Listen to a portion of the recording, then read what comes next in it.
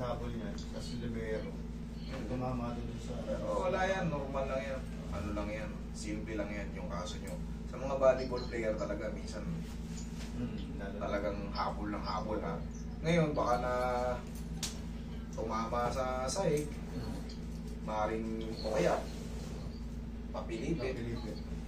Pero wala yan, kaya higa ka ma'am. Kailan ka nadali? 5 days na. Ang bago pa! Bago. Pinahindot ko siya doon sa amin na manghilot. Pero hindi siya gumaling. Ganun pa rin yung lakad niya. Sa akin, ako bibira. Palipasin mo na 4 to 5 days sir, diretso na yan. Ngayon kasi, normal, hindi sir, ganito ang nangyari. Actually, yung nanghilot, talagang mapapahiya lahat na manghihilot. Bakit? Ganito yan. Pag unang binira mo yan, kunyari kinabuka, napilay ka ngayon, kinabukasan pinabira mo sa manghihilot, mapapahiya yung manghihilot. Bakit? Bugbog yun. Magre-retaliate kasi yung ano, ang problema nun, hindi niya kayang ipaliwanag. Kayo naman, hindi out of ano rin kayo dyan, hindi naman ganyan ang linya nyo. Iisipin nyo, ba, tingnan mo yung lakad pa rin ni Nening, ganun pa rin. Because of swelling. Napilay ka ngayon, parang ka natapilok ka ngayon. Subukan mo bukas, tingnan mo kung makapaglakad ka ng maayos. Mamamagayan. Ngayon, hindi mo maano. Ngayon, this is normal, 5 days pa lang to eh. Ngayon, ang mangyayari niyan, pag kinarati ko yan, magbigay ako ng 4 to 5 days din. Diretso na yan. Okay? Kasi, magkaiba yung hilot na may alignment. Magkaiba yung regular lang na haplos. Pero siyempre, hindi naman mamamagayan nang hindi umusog yan. Kung naman natuhod niya man lang, kunyari nakatuhod siya ng ano, hindi naman to, nalamog lang yung karne, 1 to 3 days, pag hinaplos lang ano yan, tingnan mo, di may sayang. Okay na kagad yun. Ito, hindi to part ng lamog. May mga pagkakataong napilipit. Sa mga ganito, Roy, pao muna, haplosin muna natin kasi under swelling pa yan. 1, 2, 3, 4, 5 days. Normal lang yan, yung namamaga pagka kayo'y na-injury. Mapapahiya lang yung mga beginner pang ano. Sabihin natin yung mga old na ano, nanghihilot yung puro ganito lang. Kasi hindi nila kaya explain yun. Pero talagang sadyang mamamaga po ang taong napilay. Pag pinilit yung hilutin yan, ngayon, kinabukasan pinilit yung hilutin, nako, kawawa lang yun. Kawawa lang yung may pilay. Kasi, titigapay kayo yung nagsuswell. Pinaka-the best niyan, napilay kayo ngayon, hindi pa naagapan eh. Kasi, ang ibig sabihin na agapan, nasa court pa lang kayo, nag-twisted ni kayo, nasa court pa lang kayo, doon na, ina-adjust na ron sa may yellow. Pwede yun. Yellow talaga sa pang first time na para ma-preserve ang tinatawag doon. Ang purpose doon, ma-preserve yung mga blood vessel natin, mga tendons, ligaments. Yun ang purpose ng yellow. Pero kung kayo ay nalipasan na, nakauwi na kayo sa bahay, unti-unti na namamagayan, pahirap na ng pahirap kayo maglakad. Tsaka nyo ipapahilot. Bukod sa nasaktan kayo, walang mangyayari ron.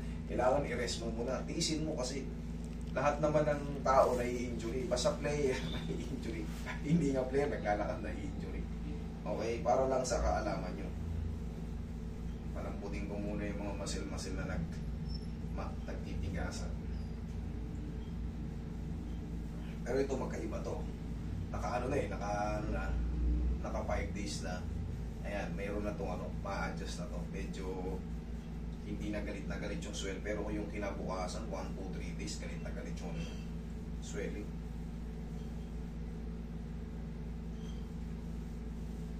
Paano ba ang saktong nangyari sa Ebe? Ano po? Kasi hindi ko din po alam yun. Siguro nabigatan ko po yung napagnampa ako. Tapos kala ko po nung una tapilok. Kasi hindi po sumakit yung bandang pa ako. Kaya sabi ko baka nabigatan na ng napag. Tapos nung nakabul ko po yung bola, tumama po yung ulo ko dun sa may bakal. Tapos doon na po ako napahiga. Talagang sinugod mo yung bola. Opo. Siguro hinugod mo, yung may bakal siguro, sumakto ka mo. Nahilo ka, akala mo siguro, kumbaga hindi mo na alam yung paano yung papilipit nito. Malakas yung pagkaano mo. Hindi ka naman nagsuka. Hindi po, dumugo lang yung ngipin ko kasi nadali. Dumugo yung ngipin mo. Pagka nagsusuka kayo huwag nyo ipagsawalang bahala kasi meron tayong tinatawag na bakog o yung internal hemorrhage. Pagka nahihilo kayo, magpa-check up kayo, magpa-CT scan kayo. Pero kung wala naman, na-observan nyo, eh okay yan. Makasama ka tuloy ngayon sa vlog na sir. Oo, yan ang mabuhay na yan. Sa Facebook at YouTube. Welcome to the vlog. Oh, pumulabanan. Hindi naman masakit dyan. Oh, pumulabanan, be. Relax lang. Relax lang. Yan. Pumulabanan.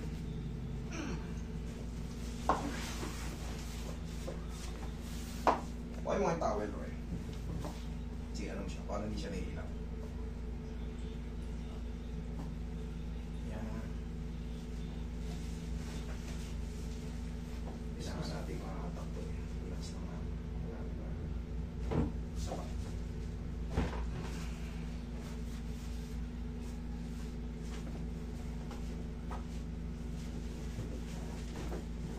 Ang lalabanan.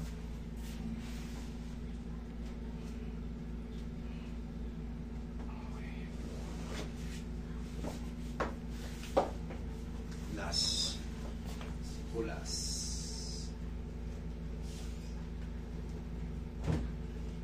Kung lalabanan na, hayaan mo lang agad.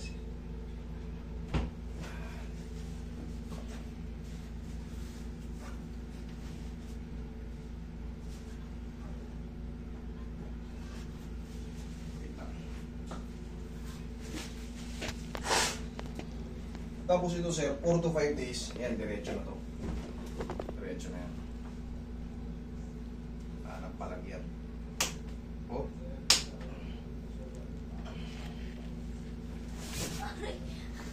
Sorry. Sige lang. Sige lang.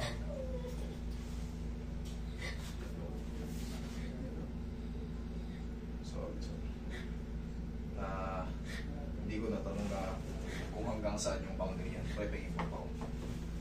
Okay, kakalma rin yan. In a few seconds lang naman yan. Okay, latag mo be. Latag mo. Sorry. Hindi ko napansin itong swelling dito sa ilalim.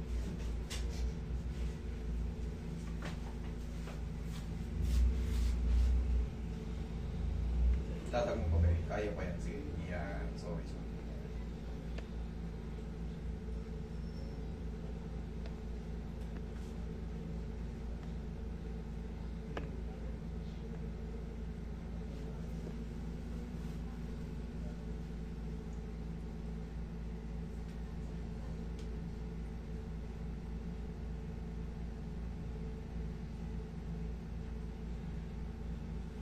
Pag pinindot ko to, sabi mo kung masakit ah. Ito. Medyo po. Medyo. Okay. Gets ko na. Tingin tissue ko eh. Sa pa. Hindi ko napansin yung swelling dito sa pinaka ilalim eh.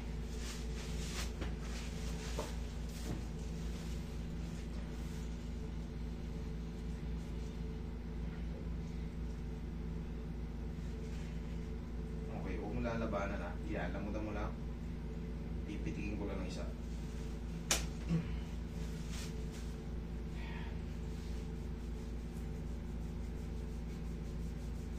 Babalikan ko yung ano.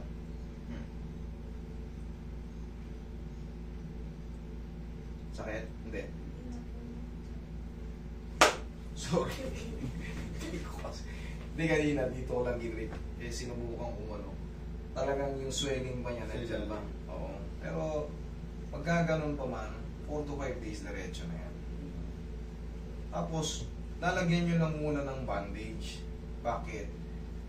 Kasi, pag nakokompress ang swelling, nakakatulong siyang guminawa.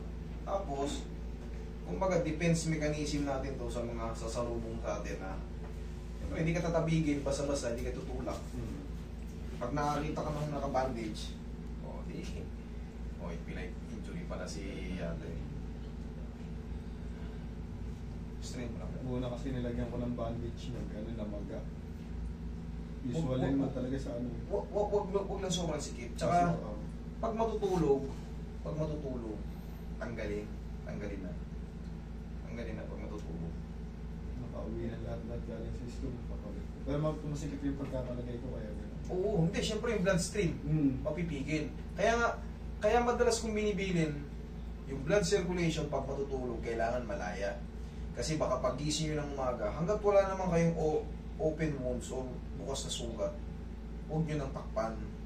Pero pagka sa umaga kasi, nagmo-movement ka, mas bearable mo pag may naka-hold sa pilay mo. Yun ang mas maginhawa. Pero, pagka ganun pa man, kailangan marunong din kayo magtansya nung gano'ng kahigpit. Kasi, baka mag-violet na yung paa ng bata, Sige pa rin. sige pa rin kayo muna kayo dyan. Ayan ba, nakalatag na. Tingnan mo. Tumigit daw.